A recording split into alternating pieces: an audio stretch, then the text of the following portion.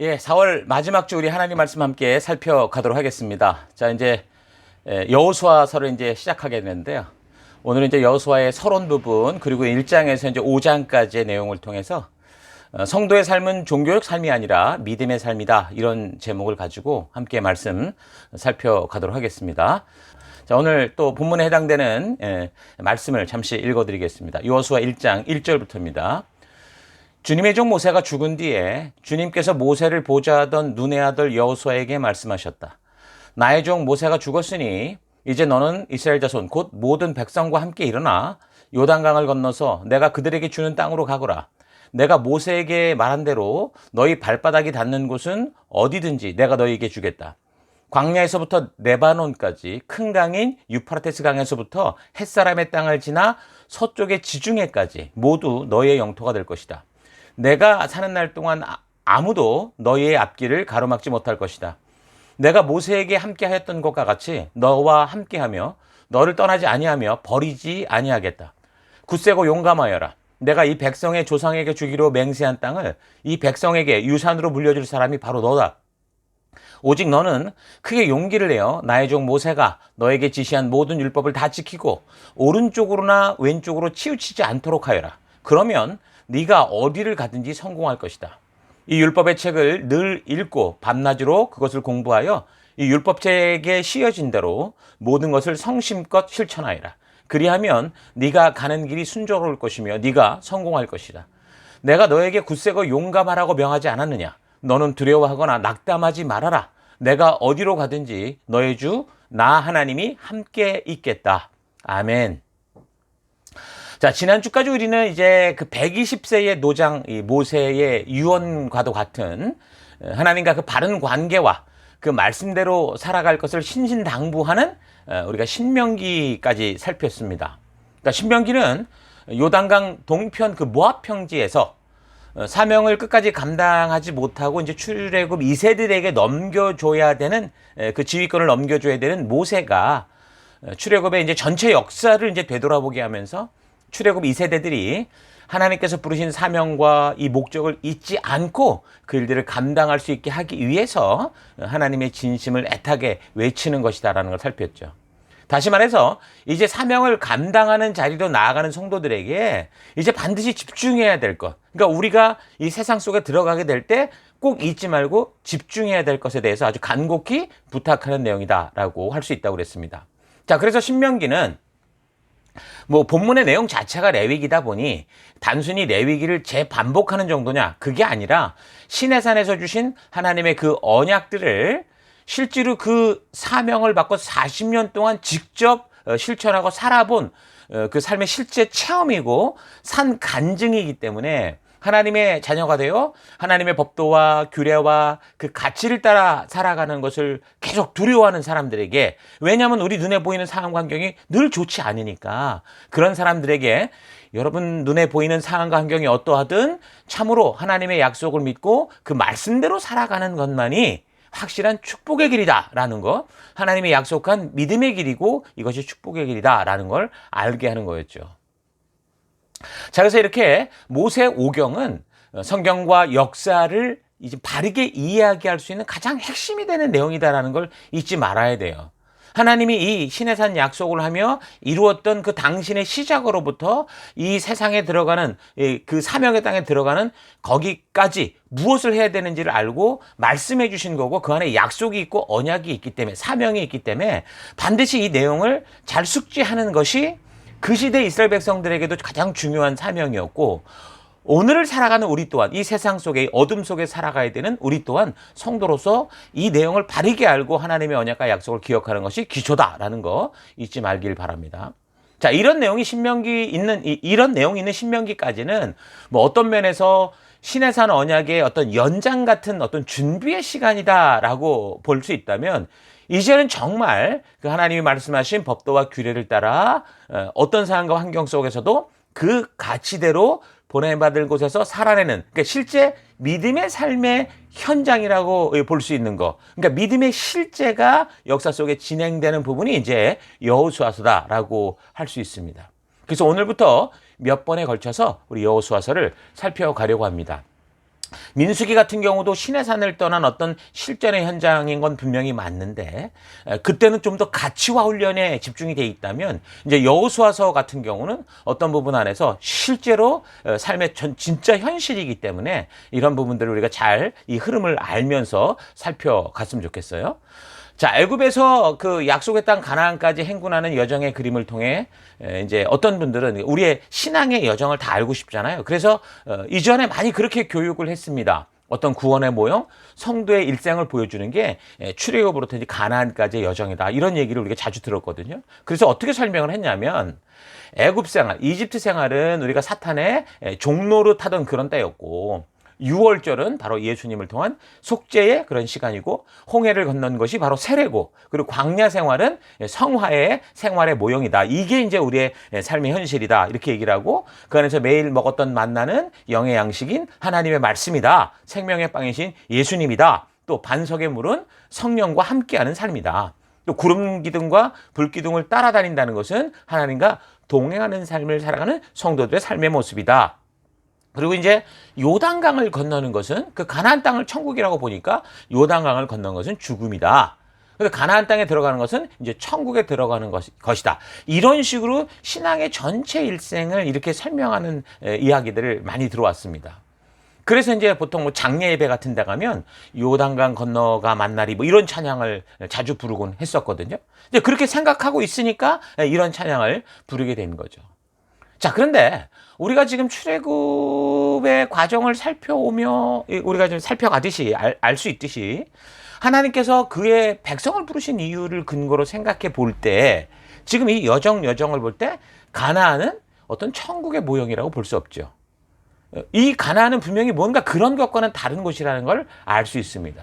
출애굽기 19장 우리가 가장 중요한 사실 언약의 시작인데 뭐라고 하나님이 그 백성들에게 말씀하셨습니까? 세계가 다 내게 속하였나니 너희가 내 말을 잘 듣고 내 언약을 지키면 너희는 모든 민족 중에서 내 소유가 되겠고 너희가 내게 대하여 제사장 나라가 되며 거룩한 백성이 되리라. 너는 이 말을 이스라엘 자손에게 전해라. 그러니까 가나안 땅은 뭐라는 거예요?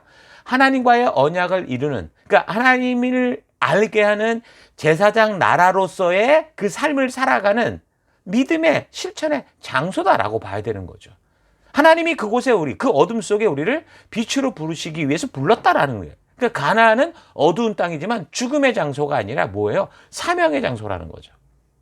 그래서 전체적인 신앙의 여정을 본다면 이 출애굽은 그러니까 구원이라고 할 수 있죠. 이건 정말 어떻게 얻었어요? 값없이 단지 믿겠노라는, 어떻게 보면 내가 두려운 이 현실을 회피하려고 해서도 얻을 수 있었던 거예요. 그래서 하나님의 이끄심을 따라 나아가게 얻었던 전적인 하나님의 은혜의 결과인 거죠. 그렇게 구원 그 이후 그래서 이제 처음 인도를 받고 도착한 곳이 어디였습니까? 시내산이었는데 그럼 시내산은 어떤 곳이에요? 바로 그곳은 구원받은 백성들이 정말 어떻게 구원받았는지 왜 구원받았는지도 모르는데 이곳에서 하나님이 나를 구원하셨고 그분이 나를 창조하셨고 그래서 하나님의 이런 꿈을 가지고 나는 이 땅 속에 살아가는구나라는 자신의 정체성을 알고 소명을 아는 장소인 거죠.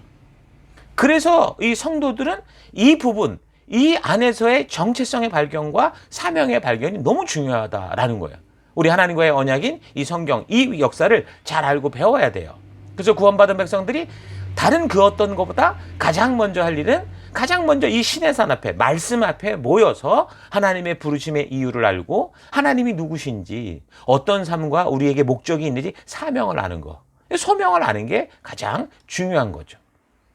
그리고 이제 그렇게 홍해의 구원과 시내산에서 소명을 받고 난 후 그 후에 본격적인 사명자로서 삶을 살아가는 곳이 바로 가나안이라고 할 수 있습니다. 그래서 이스라엘은 구원과 소명을 받은 이후 곧바로 가나안으로 올라갔지만 안타깝게도 어떻게 됐어요? 하나님의 놀라운 그 축복의 언약이 이게 가치화되질 않았어요. 그래서 머릿속에 정보로만 머물러 있었던 수준, 종교가 그런 거구나 이런 정도의 수준이었기 때문에 자신들에게 거저 주어진 땅조차 감당하지 못해서 그래서 결국은 가치 훈련하는 광야로 되돌아 나올 수밖에 없었죠. 그래서 그 광야 40년의 생활을 통해서 이 하나님이 말씀하신 이 말씀의 의도, 참된 의미, 목적을 되새기고 또 되새기면서 하나님의 약속과 언약을 이제 우리가 살아갈 삶의 유일한 가치, 하나님 나라의 삶의 분명한 기준으로 마음판에 심는 그런 훈련을 했던 겁니다. 근데 뭐 생각해보면 말이 좋아 훈련이지, 그렇게 훈련받았던 사람들 60세 미만, 20세 이상의 사람들 다 죽어갔잖아요. 그러면서도 그 과정에 하나님을 믿지 못하고 계속 자기 생각을 주장하는 그런 고집이 옛사람이 깎여가는 시기였고, 그래서 그 불신과 고집의 옛사람이 깨어져 나가고 이제 새롭게 변화되는 새로운 세대들이 준비되는 그런 시간이었던 것을 우리가 살폈습니다. 자, 그렇다면 우리의 신앙 여정에서도 구원 그 이후 하나님의 말씀이 자리 잡기까지 이 40년이라면, 40년이라고 하는 이 시간, 그러니까 어떻게 보면 40년이면 한 사람의 그 모든 인생이라고 볼 수 있잖아요. 40년을 놓고 보면 20세 이전과 60세 이후에 이거는 사실 어떤 부분 안에서는 뭐 준비되거나 이제 돌아갈 준비, 살아갈 준비, 돌아갈 준비라는 그런 시간들이니까, 그렇게 보면 어떤 사람의 한 인생이 될 수 있는데, 그럼 그 40년, 이 40년 인생 전체를 훈련만 하고 살아야 되나? 이렇게 생각할 수 있는데 그렇지 않습니다. 왜 그러냐면 그렇지 않다는 것을 증명할 증인들이 있기 때문에 그래요. 그러니까 다른 사람들과 지금 똑같이 그 이집트에서 태어나서 함께 박해를 받고 똑같은 출애굽의 여정에 있었던 사람 중에 여호수아와 갈렙 같은 사람들이 그렇게 살질 않았던 거예요. 그 40년이라는 시간을 그들은 그저 준비만 하고 불평하다가 끝나가는 시간이 아니라 옛사람이 죽어가는 시간을 40년 걸린 게 아니고, 그들은 이미 하나님의 그 부르신 그 유월절로부터 그 부르심을 알았고, 그래서 그들은 그 강을 건너는 그 순간부터, 그 건너는 과정부터 하나님의 증인으로 살았던 거죠. 그러니까 여호수아와 갈렙은 처음 가나안 땅을 점령할 수 있었던 그 기회를 가졌을 때 가나안 땅의 정탐꾼으로 갔던 사람들 중에 한 사람들이죠. 그래서 각 지파에서 한 명씩 12명의 정탐꾼을 뽑아서 가나안 땅을 정탐케 했는데, 정탐을 하고 돌아온 그 후에 보고하는 과정에서 일단 12명이 한결같이 똑같이 동의한 게 있어요. 뭐예요? 그 땅은 과연 젖과 꿀이 흐르는 축복된 땅이다라는 거였어요. 또한 12명이 똑같이 인정했던 것은 뭐냐면 그 땅의 거주민들이 굉장히 강하더라. 성읍이 견고하더라. 그 땅의 모든 백성들은 우리보다 신장이 너무 크고 거인들 같더라. 그래서 겉으로 볼 때 좀 우리가 메뚜기 같을 정도다. 이렇게 이거 다 똑같은 의견이었어요. 12명의 똑같은 생각이었다고. 여호수아와 갈렙도 그걸 인정했어요. 그런데 여호수아와 갈렙은 그들이 본 그 땅의 진짜 상황과 환경, 그것도 인정은 했지만, 그들이 본 마치 저들 이 가나안 사람들에 비해서 뭐 메뚜기 같고 작고 초라해 보이는 어떤 불가능한, 그러니까 진짜 현실적으로는 인정할 수밖에 없는 그 상황과 환경을 인정하고 그럴 수밖에 없다고 얘기한 게 아니라 뭘 믿은 거예요? 그러나 하나님의 약속을 믿었다라는 거예요. 그 현실을 부정하고 싶지 않고 외면하고 싶지 않고 그 점을 인정하지만, 그러나 그 모든 걸 아시고 우리를 부르신 하나님을 믿었다는 거예요. 하나님의 약속을 믿고 그 약속을 신실하게 성취해 주시는 그 하나님을 믿었던 거죠. 믿음이 뭐예요? 그러니까 믿음은 선택이에요. 그래서 40년의 세월이 흘러야만 이런 믿음을 가질 수 있는 게 아니고요. 하나님의 말씀을 듣고 그대로 믿고 그 말씀대로 살아가고자 하면 그 순간 그는 여호수아와 갈렙 같은 삶을 살 수 있는 거예요. 그러니까 하나님의 말씀대로 사는 것이 시내산에서 소명을 안 후에 40년이라는 거의 뭐 인생의 전부 다 바쳐야만, 시간이 지나야만 되는 게 아니라 모세와 여호수아와 갈렙처럼 믿음으로 살 것을 결단할 그때 가능하다, 그 말입니다. 그래서 하나님의 말씀을 불신하고 불순종함으로 광야로 나와서 시간을 허송세월하며 죽어갈 건지, 아니면 하나님의 말씀을 믿음으로 그 약속의 땅 가나안 땅에 들어가서 믿음의 전쟁을 통해 그 땅의 주인이 되고 주인공이 될 것인지, 그거는 우리의 믿음의 선택에 달려있다라는 겁니다. 40년의 광야 생활을 이제 없애냐 아니냐는 그건 뭐예요? 결국 하나님의 말씀을 믿는 믿음과 그리고 그 말씀대로 살아가는 순종에 달려있는 거예요. 그러니까 성도는 믿음으로 사는 존재라고요. 그게 신약의 바울이 얘기한 게 아니고요. 이미 하나님은 처음 창조로부터 그런 일들을 우리에게 말씀하셨고 그 믿음으로 사는 원리로 이 땅을 운영해 가시는 거예요. 성도는 각자가 처한 곳에서나 하나님의 말씀대로 믿는 믿음의 삶으로 부름받은 것이지 하나님의 힘과 능력을 동원해서 안전하게 구름을 타는 곳으로 그렇게 부름받은 그런 게 아니라고요. 성도는 믿음 따라 하나님의 말씀 따라 살아가는 사람들이에요. 그래서 하나님은 우리에게 말씀해 주시는 거예요. 먼저 가나안에 가기 전에 시내산으로 우리를 부르시는 거예요. 그래서 이제 이렇게 주신 말씀을 따라 이제 믿음으로 순종하며 사는 그 믿음의 삶의 실체를 보여주는 그 내용이 바로 여호수아서가 말하고자 하는 그런 내용인 거죠. 그러니까 예수를 믿고도 이렇게 역사를 따라 이 여호수아서의 의미와 의도를 잘 모르면 우리가 지금 살아가는 이 삶의 현장에서 우리는 이렇게 살지를 못할 거예요. 불평하는 사람처럼 살다가 종교인처럼 살다가 그렇게 쓰러져 갈 수도 있어요. 여러분 사실 창세기 처음부터 이렇게 믿음으로 살아가는 삶에 대해서 말씀해 오고 있기 때문에 우리가 성도로서 이런 영적인 성장의 여정을 다르게 이렇게 숙지하고 있는 것. 지금 계속 제가 그래서 이 역사를 통해 우리 신앙의 긴 여정을 숲을 보여주고 있는데 이건 건강한 신앙을 위해서 굉장히 중요한 겁니다. 자, 그래서 구원이란 뭐예요?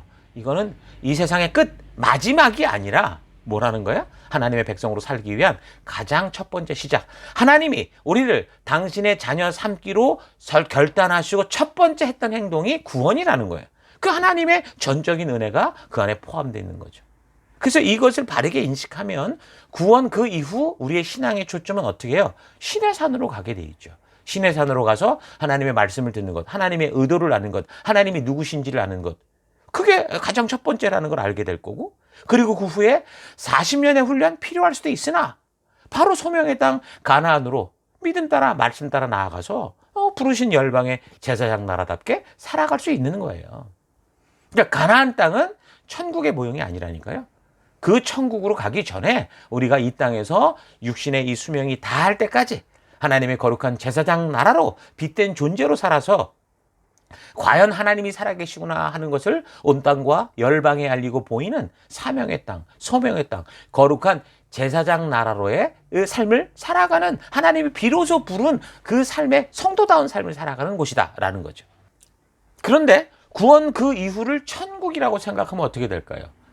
당연히 우리가 이 땅에서 기복을 찾게 되죠. 편리한 신앙을 따라가려고 하고 실제 고군분투하는 영적인 전쟁의 이유도 모르고 두렵고 지칠 수 있어요. 그러나 구원은 시작이요. 그래서 이 땅 가나안은 우리가 말씀으로 받은 그 말씀대로 살아갈 소명의 땅이다라는 걸 확인하고 그 부르심을 따라 살아가야 될 사명의 땅이다라고 인식하고 생각하면 어떻게 돼요?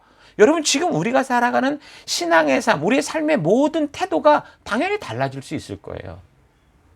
아, 우리가 믿고 나서 교회당에만 출석하는 게 전부가 아니구나 라는 걸 알면, 그렇다면 성도로서 그럼 무엇을 위해 어떻게 살아야 하는 거지? 나는 이렇게 다양한 삶을 살 수밖에 없는 그런 사람인데 과연 나는 그 안에서 어떻게 하나님의 부르심을 따라 살지? 이것에 대해 바르게 알아가고자 하겠죠.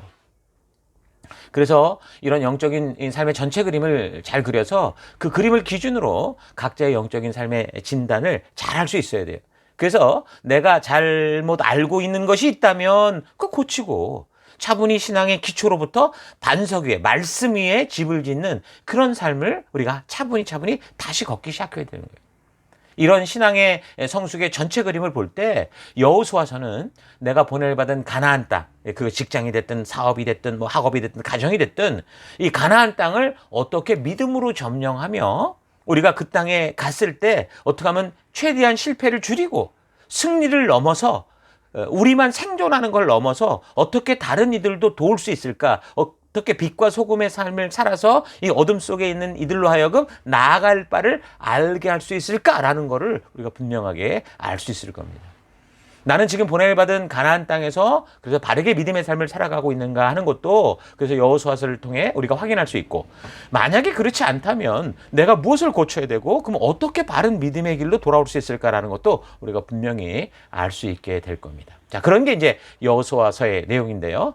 자, 우리가 항상 말씀드리듯이 성경에 이렇게 한 권 한 권을 묵상하기 전에 항상 언제 어디서 누가 왜 적었는가라는 걸 알아야 된다고 그랬죠. 서론적인 부분을 좀 더 우리가 보면 이 여호수아서는 모세가 모압 평지에서 가나안 땅의 주인이 될 그 2세대들에게 신명기의 말씀을 다 마친 후, 그러니까 모세가 죽은 후예요.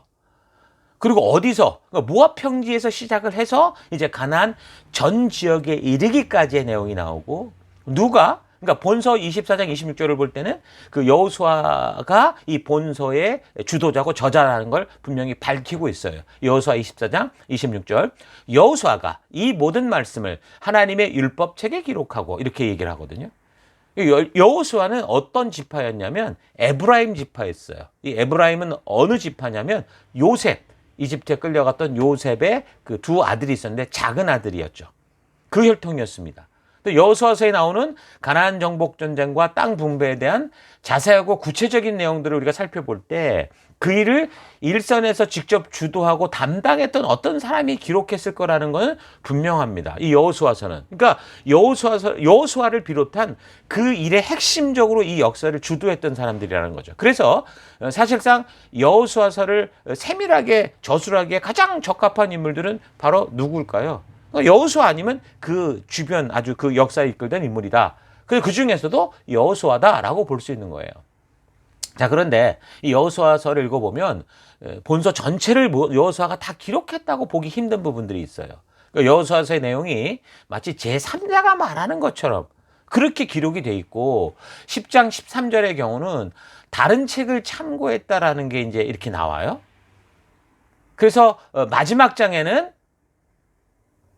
여호수아의 죽음과 여호수아를 장사 지내는 그런 이야기까지 나오고 있기 때문에 그럼 그렇게 볼 때 여호수아서는 여호수아 단독으로 쓴 게 아니고 가나안 전쟁에서 이제 여호수아와 함께했던 아까 말한 중요한 핵심적인 인물들 뭐 대제사장 엘르아살 그러니까 아론의 아들이나 또는 엘르아살의 아들이었던 제사장 비느하스에 의해서 첨가될 수 있었을 거다라고 추측할 수는 있어요. 유대인들의 전승도 이 엘르아살이나 비느하스가 이 여호수아서 저작에 있어서 분명히 참여됐을 거다라는 그런 이야기들을 합니다.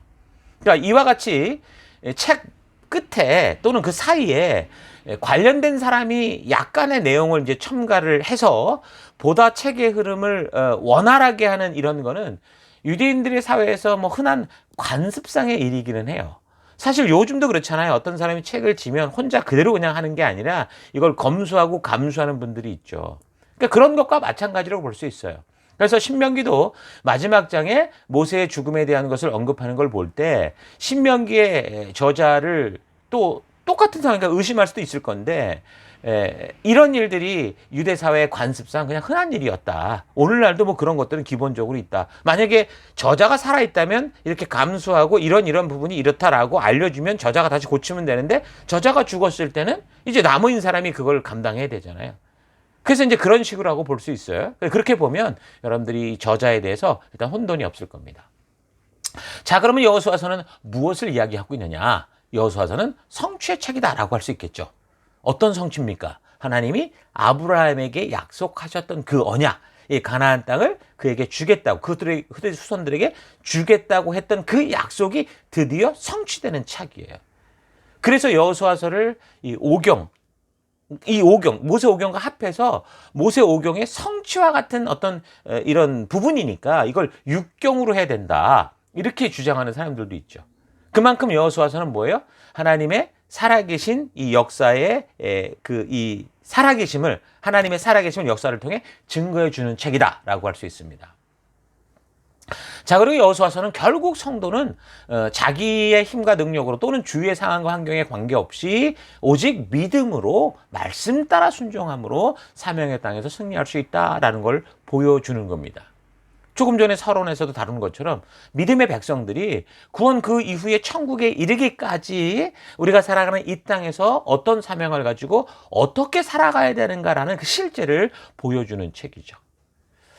자, 그래서 이제 여호수아서의 내용을 좀 크게 좀 구조로 살펴보면 세 부분이라고 볼 수 있어요. 크게는 1장에서 12장 이제 가나안 땅을 정복하는 과정, 10장에서 22장은 분배의 과정, 그리고 이제 나머지 23장, 24장은 여호수아의 고별사 이렇게 나눠 볼 수 있습니다.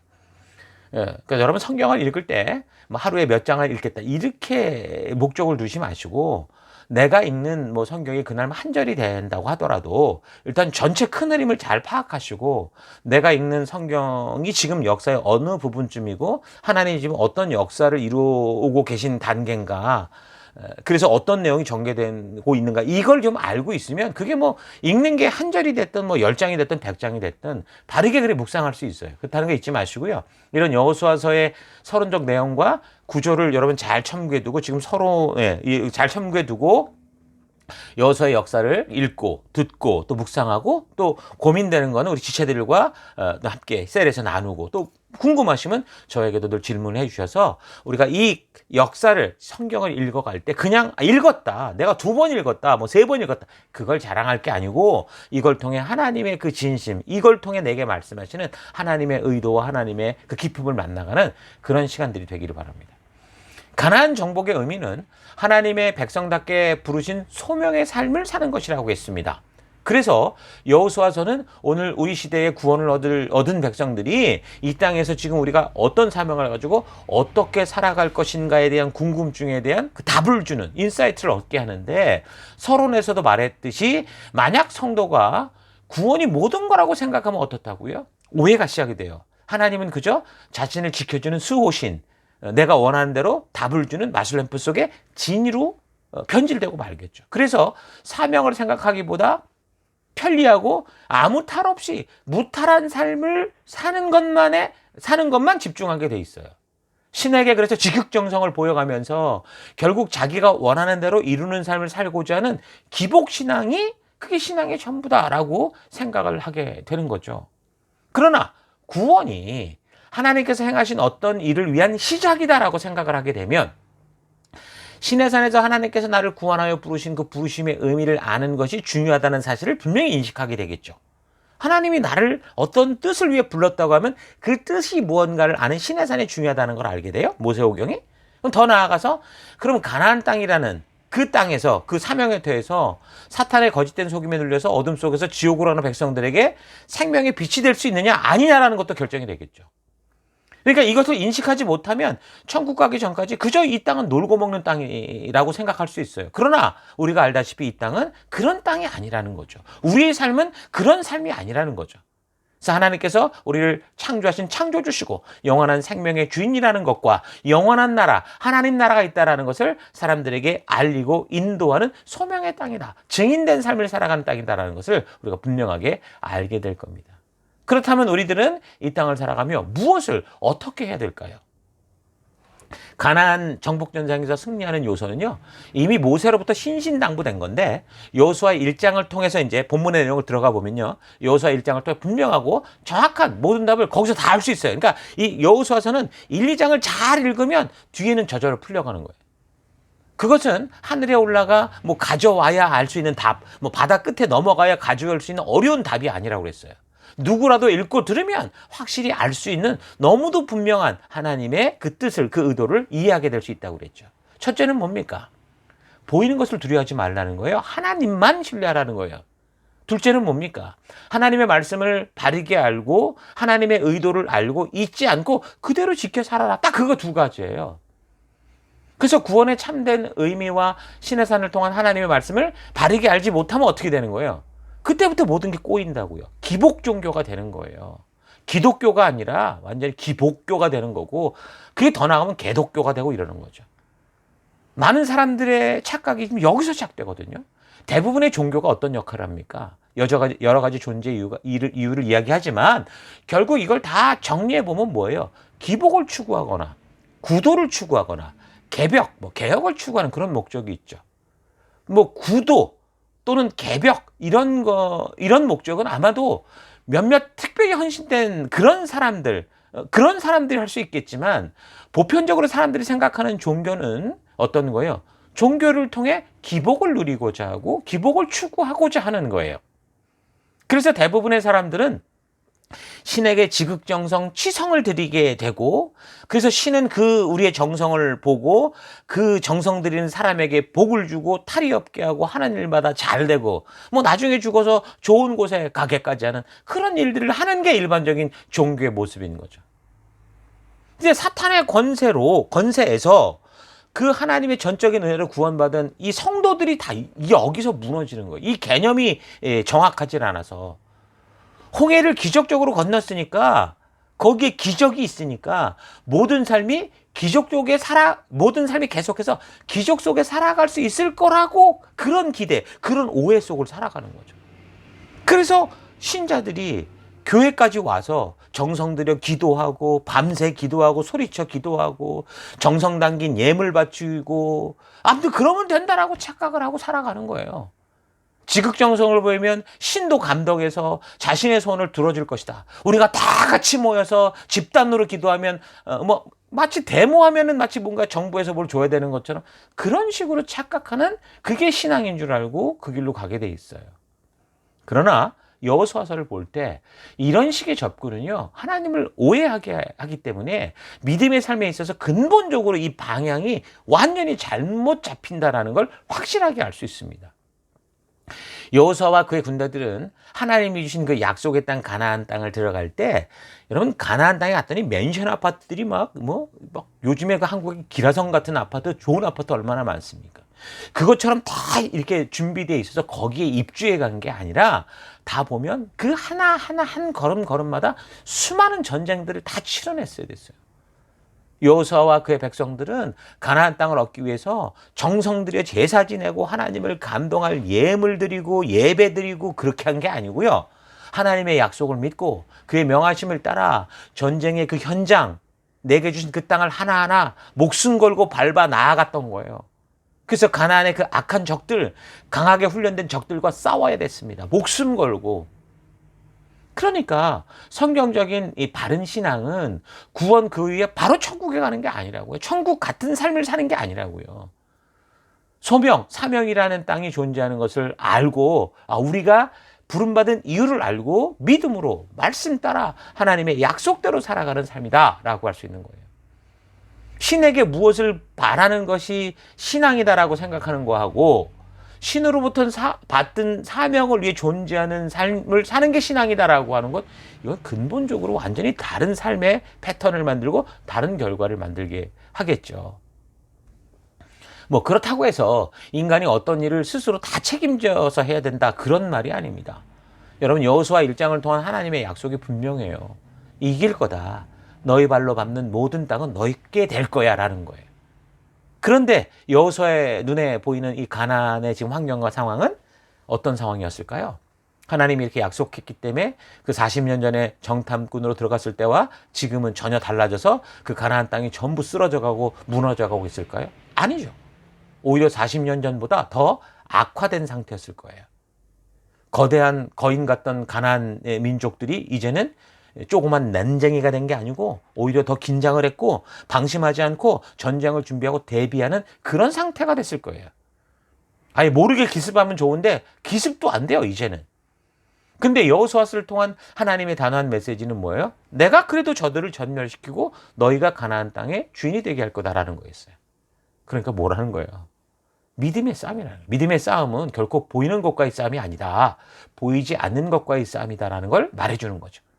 그래서 오늘날 우리가 살아가는 이 현장에서 여러분이 지금 보고 느끼는 삶의 현장 속에 그 골리앗과 같은 상황과 환경이 어떠하든 우리는 그것을 보는 싸움이 아니고요. 하나님의 신실함을 믿고 그 약속을 믿는 믿음의 싸움을 하는 거예요. 그래서 정말 이 믿음의 전쟁, 믿음의 싸움은요, 적과의 전쟁이 아니에요. 이 상황과 환경과의 전쟁이 아니에요. 누구와의 전쟁입니까? 나와의 전쟁인 거예요. 우리의 눈과 귀에는 수많은 위협과 유혹들이 보이고 들려오지만 우리의 처한 상황과 환경은 어때요? 앞으로는 홍해가 막혀있고 뒤로는 애굽의 성난 군대가 달려오는 그런 현실이지만 믿음의 삶이란 뭐라고요? 오직 하나님의 신실하심과 그 약속을 신뢰함으로 하나님의 말씀대로 행해가는 거예요. 그 여호수아서 우리가 지금 1장을 보면서 1장에서 9절, 1장 1절에서 9절 단지 9절이지만 이 안에 이 땅에서 믿음의 사람들이 어떻게 살아야 하나님의 약속하신 승리를 맛보며 살아갈 수 있는지 그 완전한 믿음의 삶의 원형, 그 핵심이 들어있는 거예요. 그래서 여호수아 1장에서 1장 1절에서 9절을 잘 읽고 이해하고 믿으면 그 뒤에는 이제 우리가 다 이해할 수 있는 거예요. 그 이후에 어떤 상황과 환경을 만나도 순종하는 삶을 살아가는 그런 이야기고 그 결과는 백전백승의 이야기가 되는 거죠. 이런 하나님의 약속을 이제 들은 여호수아가 이제 10절부터 보면 이제 말씀 그대로 순종하는 삶을 살기 시작합니다. 그래서 온 민족 이 군대를 준비시키고 그 2장에서는 이제 먼저 정탐꾼을 보내요. 근데 이제 처음 그 12명의 정탐꾼을 보낼 때와는 좀 달라요, 의도가. 처음에 12명의 정탐꾼을 보낼 때는 모세의 의도도 아니었고 백성들의 의도였는데 백성들은 하나님이 의심스러워서 거기를 보냈다고 그랬어요. 그런데 이제는 그런 의도가 아니고 정말 하나님이 약속하셨기에 그 약속을 믿기에 이제 진정한 승리의 방법을 찾기 위해서 정탐꾼을 그때 2명을 보냅니다. 그래서 그 정탐꾼들이 그곳에 갔어요. 근데 그곳에서 위기를 만나요. 벌써 쫓기게 되는 거예요. 그만큼 이 사람들이 긴장하고 있었다라는 거죠. 근데 그가 숨어들었던 뭐 술집 그런 술집이었는데 그 술집 주인이었던 라비라는 이 여자의 도움으로 간신히 거기를 탈출을 해서 믿음의 이제 보고를 하는 그런 얘기가 2장에 있고, 그래서 이제 3장은 드디어 이제 요단강을 건너기 시작합니다. 그러니까 출애굽 초기 홍해를 건널 때는 어땠어요? 밤새 동풍이 불어서 홍해의 물을 말렸어요. 그리고 모세가 지팡이를 내딛는 그 한 행동이었을 뿐이었는데 요단강을 건널 때, 이 가나안 땅을 들어가는 요단강을 건널 때는 어떤 시기였냐면 제사장들이, 지금 그 시기가 우기였어요. 비가 너무 많이 와가지고 막 우리가 알다시피 그 홍수 시기에 그 비 엄청나게 쏟아내리는 거 보죠. 요즘 특히 이제 자연 이 재해로 말미암아 더 심각한 그런 현상들을 보는데 그런 때였다라는 거예요.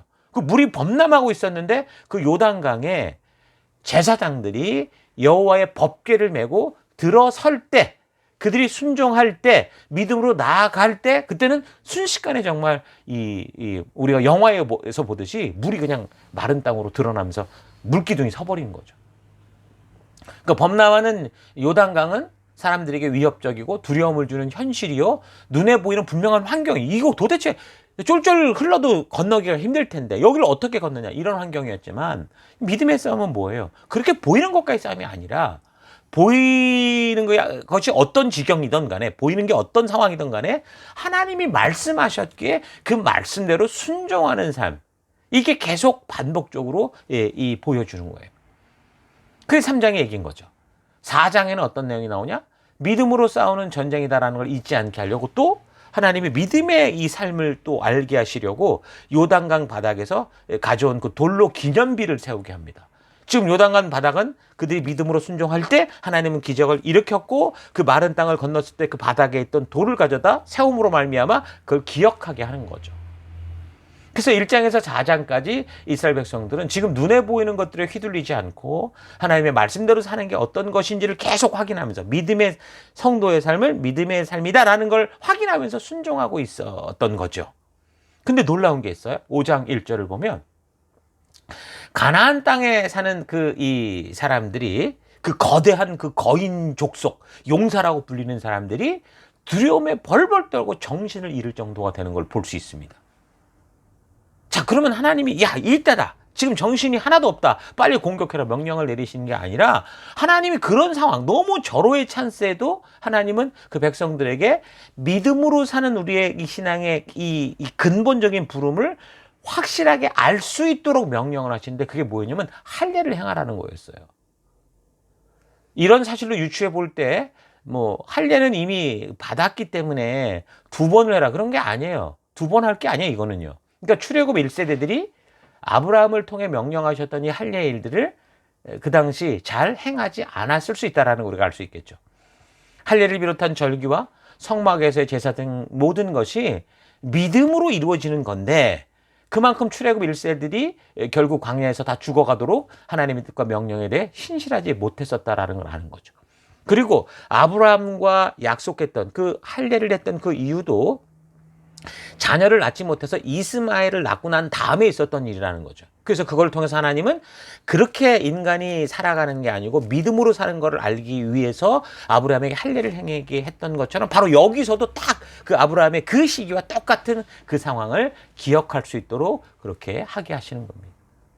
근데 어찌됐든 우리가 좀 생각해 봐야 되는 건, 그 할례가 그렇게 중요하다고 해도 그 하필 할례를 하라고 하는 그 장소와 그 다음에 그 상황이에요. 그 시기적으로 이제 몸의 최상의 컨디션을 유지해야 지금 적과 싸울 수 있잖아요. 그 적과 최전방에 지금 이제 전쟁이 벌어졌는데, 그 대치하고 있는 상태였는데 그 전쟁터에서 할례를 하라는 거예요. 그래서 할례를 한 후 며칠 안에 만약에 적이 쳐들어왔다, 이 사실을 알고 왔다 그러면 이건 완전히 패할 수밖에 없는 그런 시기, 그런 장소에서 할례를 행하라고 하시는 거예요. 그러니까 그런 할례를 길갈이라는 뭐 적진의 땅, 뭐 전쟁터의 최전방에서 행하게 하신 것은 뭐예요? 하나님의 백성들은 뭐예요? 믿음으로 살아가는 존재다라는 것을 다시 반복하고 또 반복하고 재곱하고 또 재곱하고 강하게 말씀해 주시는 거예요. 여러분, 성도는 믿음으로 사는 사람들입니다. 여러분, 0에 무엇을 곱하든 간에 뭐가 됩니까? 0이 되죠. 근데 무한대에 0이 아니라 다른 걸 곱하면 어떻게 되는지 아시죠? 무한이 됩니다. 무한대에 1000을 곱하든 1을 곱하든 뭘 곱하든 간에 그건 무한대가 돼요. 그러니까 우리 능력, 여호수아의 능력, 그러니까 메뚜기 같은 작은 이스라엘 민족의 능력이 1이 됐든 1000이 됐든 그게 중요한 게 아니라는 거예요. 뭐예요? 하나님이 무한대의 능력을 가지신 분이다, 전지전능하시다라는 약속을 지키시는 분이다라는 게 중요한 거예요. 그래서 여러분과 저는 바로 이런 하나님을 믿는 믿음의 삶을 살아가는 존재로서 부름을 받은 거예요. 그래서 다만 내 스스로와 믿음 없이, 그러니까 0이 돼가지고 아무것도 안 믿고 아무것도 하지 않는 그런 태도만 아니라면 내 능력이 지금 1밖에 안 된다고 해도 나의 믿음이 온전한 무한대이신 하나님께 있다면 승리하는 결과를 얻을 수 있다, 이 이야기를 하는 거죠. 그래서 우리는 스스로의 능력을 남과 비교하며 교만하거나 또는 자존감이 낮아질 필요가 없는 거예요. 하나님은 우리의 능력을 요구하시는 것이 아니라 우리의 믿음과 우리의 순종을 요구하시기 때문이죠. 그래서 나는 단지 어떤 상황과 환경 속에서도 하나님이 말씀하는 대로 순종하는 삶을 훈련하고 살아갈 뿐일, 그때 무한한 능력을 가진 하나님은 그저 이런 소문만으로도 그 가나안 족속들, 가나안의 용사들, 그것도 골리앗과 같은 거인 족속들을 전부 간담을 서늘하게 만들어버리고 다 기절할 정도로 만들어 보시는 거예요. 날마다의 삶에서 부르심의 사명을 따라 리더로서 생명을 섬길 때, 여러분, 영적인 아비로서 그 삶을 살아갈 때 여러분, 이 진리를 제발 잊지 않기를 바랍니다. 우리를 부르셨던 그 부르심, 그 첫 열정을 잊지 말길 바랍니다. 여러분의 삶이 펼쳐지는 각자의 삶의 곳곳에서 이런 믿음을 잊지 마시고 그 믿음의 길을, 승리의 길로 걷길 바랍니다. 늘 부족하다고 하면서 하나님의 부르심을 뒤로 자꾸 미루는 것은 그건 결국 겸손이 아니에요. 불신이라는 걸 잊지 말아야 돼요. 여러분의 능력과 재능이 사람을 변화시키고 자라게 하는 게 아니라 나는 다만 하나님의 말씀과 약속대로 순종할 때 나의 현실에 다가오는 어떤 상황과 환경 속에서도 믿음 따라 말씀의 길을 걷게 될 때 하나님이 나를 통해 이루실 것을 기억하고 순종하는, 그게 성도의 삶이다라는 것 우리 기억해야 돼요. 그렇게 순종하는 삶을 살아갈 때 우리는 뭐 불평 불만 때문에 쓰러지기도 하고 어쩌고 저쩌고 그렇게 하는데도 결국은 어떤 일이 벌어지는 거예요? 그 순종으로 말미암은 하나님이 이루시는 역사가 온 세계 가운데 퍼지게 되면서 하나님의 군대가 그 영혼을 자라게 하는 사역을 책임져 주시는 거예요. 그 일을 하나님이 직접 하신다고요. 계속해서 그 5장을 보면 어떤 얘기 나오냐면, 그래서 그렇게 적진 속에서 할례를 행하게 하신 하나님이 그것으로 교훈을 끝내는 게 아니라 또다시 반복해서 이 전쟁은 믿음으로 하는 전쟁이다라는 것을 되새기게 하는데 10절에서부터 이제 6월절까지 시키게 하는 거예요. 6월절의 의미가 뭡니까? 9번이나 계속되는 그 이집트에서 재앙에도 불구하고 하나님의 백성을 보내지 않는 그 애굽 땅에서 마지막으로 모든 생명 중에 처음 태어나는 초태생들, 그러니까 장자들을 다 죽인, 다시 말하면 다 죽은 거예요. 장자만 대표성을 가지고 죽은 거지 다 죽이겠다라는 그런 재앙에서 하나님의 말씀을 믿고 그대로 순종하여 양의 피를 문설주에 바를 때 그 심판의 영, 죽음의 영이 넘어가는 사건이었잖아요. 그러니까 다시 말해서 오직 하나님의 말씀대로 순종하는 믿음에만 구원이 있고 불가능이 가능케 되는 승리가 있다는 것을 기억하게 하는 거예요. 그게 6월절이에요. 그러니까 이 전쟁은 나에게 속한 전쟁, 내 능력으로 하는 전쟁이 아니다, 하나님이 하시는 전쟁이다라는 것을 하나님 스스로 선포하는 거죠. 그래서 하나님은 이 불가능해 보이는 전쟁에서 그 승리하는 길은 뭐라는 거예요? 눈에 보이는 상황과 환경에 따라 휘둘리는 게 아니라, 세상의 유행 따라 사람을 흉내내며 뒤통수 보며 쫓아가는 게 아니라, 자기의 능력이 얼마나 되는가를 가지고 고민만 하는 게 아니라, 비록 지금 부족하고 연약해도 하나님의 말씀대로 그 말씀대로만 순종하는 게 얼마나 중요하냐. 이것이 축복된 길이다라는 것을 말씀해 주시는 거죠. 전쟁에 사실 경험도 별로 없는 이 한 나라가 7개의 연합군과 싸운다라는 거 정말 두려운 일이죠. 지금도 우리나라 이 대한민국의 현실이 위로는 중국, 멀리서 미국, 가까이 일본, 위에 바로 북한, 뭐 그냥 온 나라가 다 괴롭혀요. 러시아 뭐 다 괴롭히고 있습니다. 근데 만약에 우리나라 혼자 이 나라들과 싸운다고 생각해 보세요. 두렵죠. 불가능할 수도 있어요. 이건 이길 수가 없는 거예요. 그러니까 그런 전쟁의 경험도 별로 없는 사람들을 지금 여호수아가 데리고 이런 강대한 7개 나라와 전쟁을 벌인다라는 건 이건 모세의 뒤를 이을 만한 믿음을 가진 여호수아라고 해도 이건 두렵고 떨리는 일이었죠. 그래서 하나님께서 여호수아 1장에서 보면 여호수아에게 뭐라고 말합니까? 강하고 담대하라. 두려워 말고 놀라지 말라. 반복해 말해요. 왜 말합니까? 지금 여호수아가 두렵고 놀라고 있으니까 그러는 거예요. 그러니까 여호수아에게 이런 일을 앞두고 놀라서 여호수아가 그렇게 두려워하고 있으니까 놀라하고 있으니까 두려워 말라. 놀라지 말라 말씀하시는 거예요. 이론적으로는 알겠는데 말씀대로 순종하는 자리에 나가서 전쟁에 앞장서는 건 이건 정말 두렵고 주저하게 되는 현장인 게 맞죠. 여러분들도 지금 뭐 중고등학교 때 막 교회 안에서 들었던 말씀을 가지고 내가 세상에 가면 잘하리라라고 생각을 하고 갔는데 대학을 가든 직장을 가든 이제 거기 가서 만나는 적들이 만만치 않은 적인 걸 알아요. 저 교회에서 그냥 집사님들 뭐 우리 이 교회에 계신 선생님들이 그냥 존중해주고 이런 게 아니라 거기는 얄짤없거든요. 내가 아닌 걸 아니라고 말해도 그래 미안해가 아니라 주먹이 날라오는 불이익이 날라오는 그런 곳이란 말이죠. 그게 분명히 맞아요. 그래서 하나님께서 여호수아에게 더 위로하고 확신을 주시려고 뭘 확신시켜 주냐면 하나님의 군대 사령관을 보내서 만나게 해주시는 거예요. 그러니까 이 전쟁이 네 게 아니야. 내가 하는 거야 라는 걸 계속 확인시키는 거죠. 이 전쟁은 눈에 보이는 너에게 속한 전쟁이 아니고 나에게 속한 전쟁이고 그래서 이 전쟁을 하나님의 군대 사령관인 내가 하나님의 군대 사령관이 직접 이끌고 있다. 그러니까 하나님이 직접 이끌고 있다라는 이 사실을 확인시키고 각인시키시는 거죠. 여러분요, 이런 믿음을 가지고 여러분 세상에 나아가야 돼요. 여러분 우리는 믿음의 전쟁을 하는 겁니다. 아까 말한 것처럼 나의 능력이 1이냐, 10이냐, 100이냐가 아니에요. 무한대이신 하나님의 능력을 믿고 순종하는 전쟁을 하는 거예요.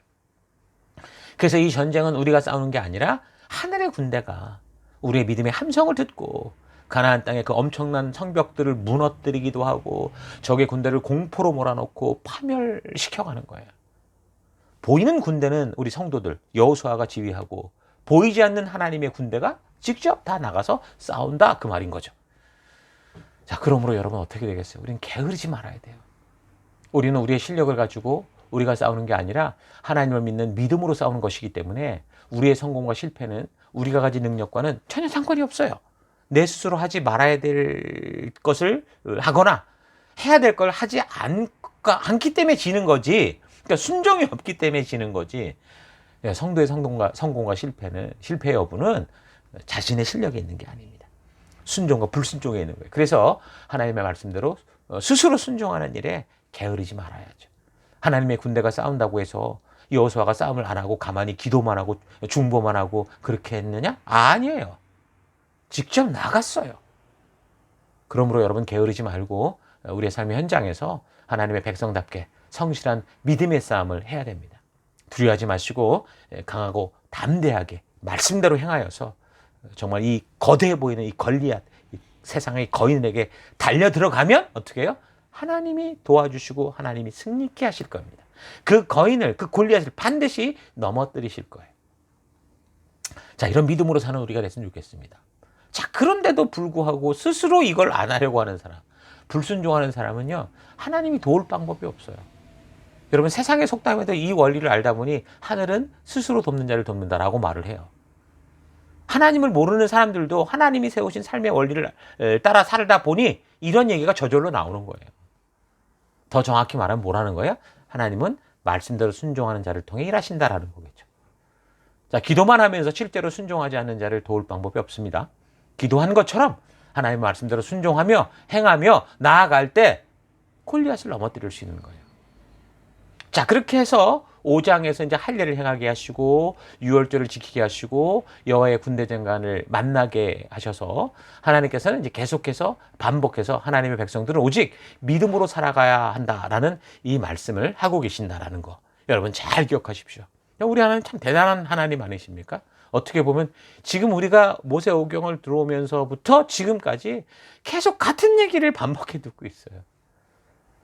제가 반복하는 게 아니고 하나님이 반복하시기에 그 얘기를 하고 있다는 거 잊지 마시고 우리가 이 신앙의 핵심이 여기 있구나. 이 반복을 통해 우리가 하나님의 백성화되고 하나님의 마음을 갖고 하나님의 뜻을 따라 살아가기까지 하나님은 우리를 반복해 하시는구나. 그 길을 걷게 하시는구나. 여기에 승리가 있구나라는 거 잊지 마시고 믿음으로 그 길을 걷는 우리가 됐으면 좋겠습니다. 자, 오늘은 이제 여호수아의 서론과 1장에서 5장의 내용을 통해 살폈는데 이 말씀들을 잘 묵상하시면서 또 우리가 나아간 삶의 더 곳곳에서 부르신 그 믿음을 따라 정말 믿음으로 그 순종으로 말씀을대로 승리하는 여러분 되기를 바랍니다. 자, 우리 들은 말씀을 가지고 우리 잠시 묵상하며 기도하겠습니다. 함께 잠시 기도하십시다. 묵상하겠습니다.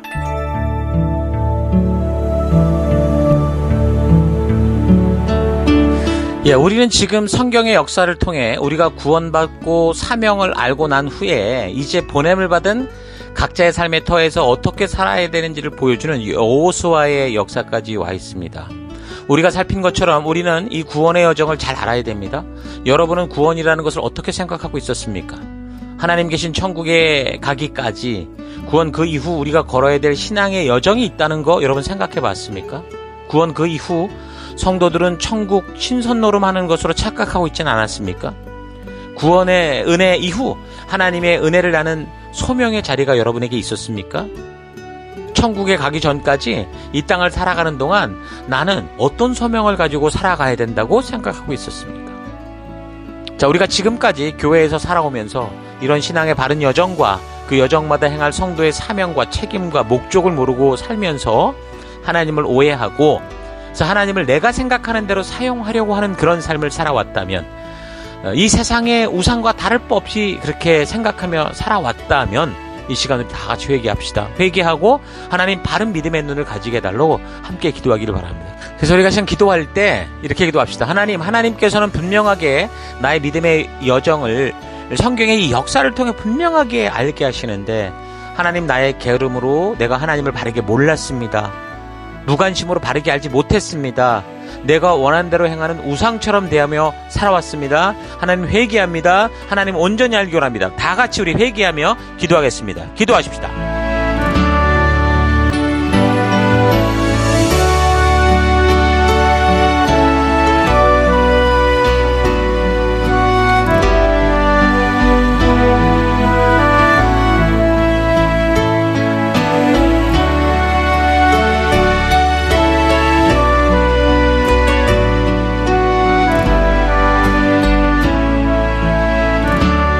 계속해서 함께 또 기도하기 원하는 것은요.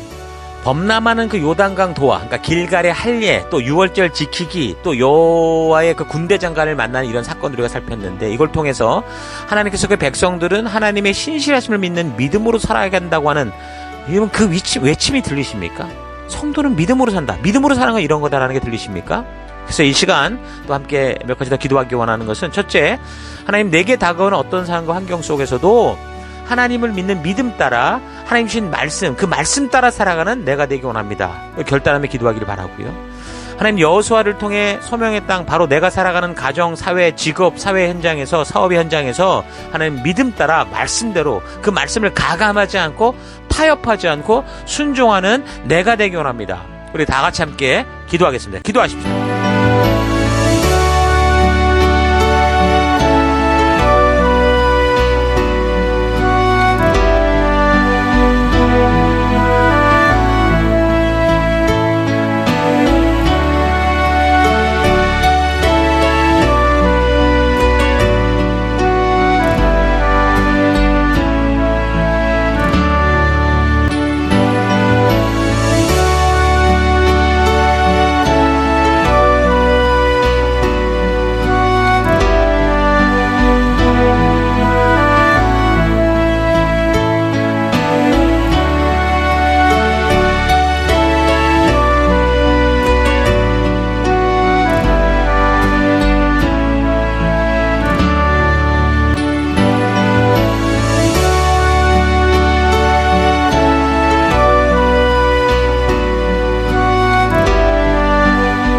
사랑의 하나님, 오늘도 고맙습니다. 오늘 여호수아의 시작을 통해 또 우리의 존재 이유를 알게 하시고 하나님 우리가 어떤 믿음의 길에 서게 되는지를 알게 하시니 고맙습니다. 하나님, 그런데 하나님께서 그렇게 내가 어떤 존재인지를 하나님 그 믿음의 여정을 통해 분명하게 이렇게 역사를 통해 알게 하시는데 하나님 게을렀습니다. 나의 게으름으로 하나님을 몰랐고 나의 무관심으로 하나님을 외면했고 하나님, 그래서 내가 원하는 대로 하나님을 만드는 우상을 대하듯 그렇게 살아왔습니다. 하나님, 회개합니다. 하나님, 이런 삶이 아니길 원합니다. 우리 하나님을 내 마음대로 생각하는 내가 되지 않길 원합니다. 오직 나를 부르신 그 부르심 하나님을 온전히 바르게 알고 그 하나님의 말씀을 따라가는 내가 되길 원합니다. 그래서 하나님, 이제 내게 다가오는 어떤 상황과 환경 속에서도 하나님, 내가 지금 살아가는 가정, 사회, 직장, 사업의 현장 속에서 하나님, 내 욕심과 느낌이 아니라 오직 말씀대로 하나님을 믿으며 하나님 말씀하신 그 말씀을 가감하거나 타협하지 않고 순종하는 믿음의 삶 살아가기를 결단합니다. 하나님, 나의 게으름을 변명하지 않고 하나님의 말씀대로 살아가는 내가 되기를 결단합니다. 죄는 어떤 모양이라도 받아들이지 않고 철저하게 거절하고 버리겠습니다.